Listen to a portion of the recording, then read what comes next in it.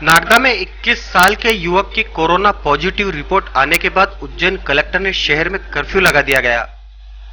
संक्रमित क्षेत्र की नाकाबंदी कर उसे सील कर दिया गया है।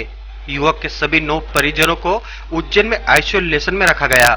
स्वास्थ्य विभाग ने क्षेत्र के सभी 426 घरों के 2134 लोगों का स्वास्थ्य परीक्षण कर किया। युवक ट्रक ड्राइवर है और जांच कराने के स्थान पर इंदौर से भागकर नागदा पहुंचा था।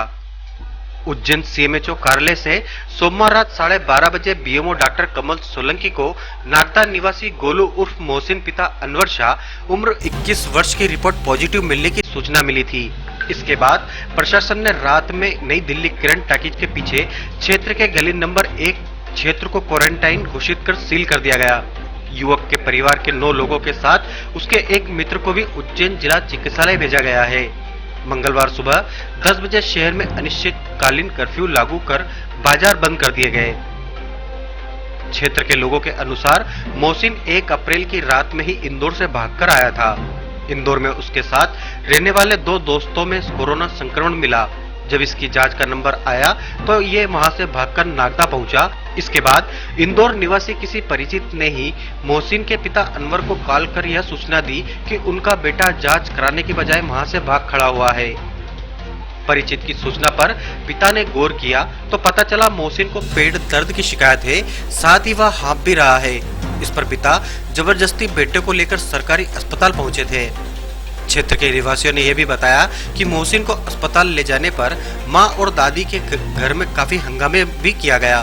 बावजूद अनवर पत्नी और मां को फटकारते हुए मोहसिन को अस्पताल ले गए थे।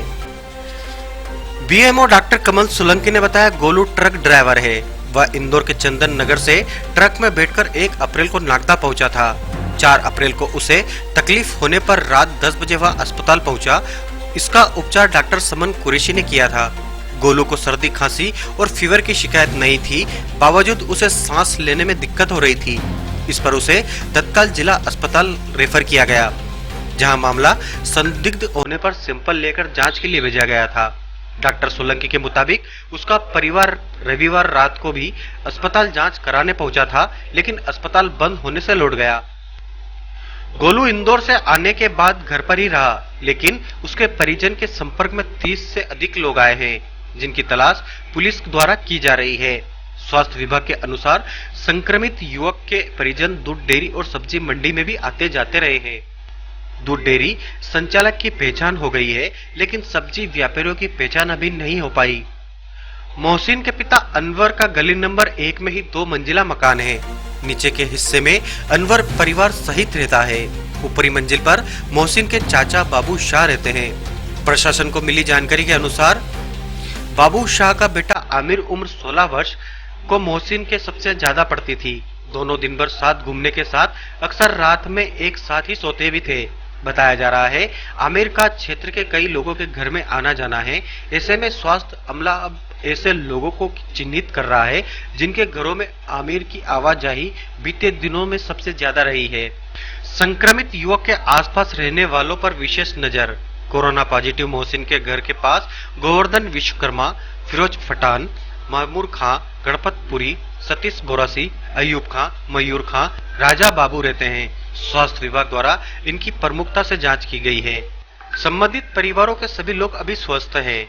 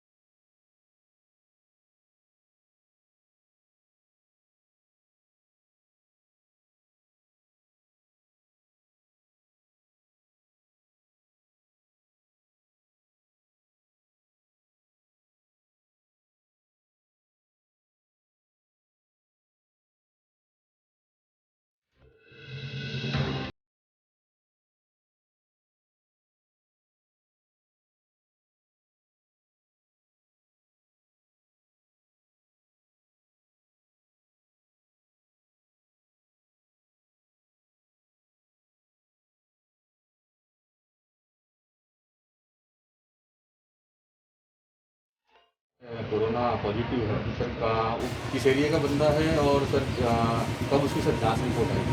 ये जो व्यक्ति है, लड़का है, ये दिनांक 4 तारीख को रात के 10 बजे अपने सिविल हॉस्पिटल नागदा में इलाज के लिए आया था, जिसको सांस की तकलीफ थी, जिसे डॉक्टर समन कुरैशी द्वारा देखा गया था।